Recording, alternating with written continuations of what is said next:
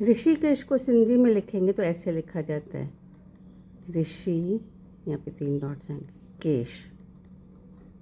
अब हम इस वर्ड को अगर तोड़ें तो कैसे, ये जैसे ये यह है, ये यह है, ये ऋषि केश, मैंने इसको वर्ड को तोड़ दिया है। जो यह है ना, जो मिडिल में आता है तो इस तरह से लिखा जाता है, स्टार्टिंग में भी ऐसे ही लिखा जाएगा।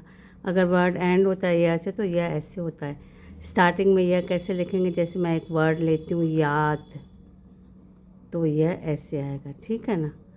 अब हम इनसे और वर्ड्स बनाए जंबल लेटर्स करके। ऋषि को हम ऐसे लिख सकते हैं श्री, उल्टा पुल्टा कर दिया ना लेटर्स को। और केश को देखें, केश मतलब बाल होते हैं, हेयर होते हैं। अब कश, शक, ठीक है।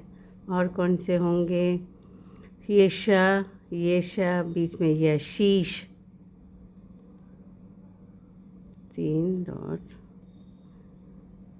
शीश, ठीक है। और कौन से वर्ड्स बनेंगे,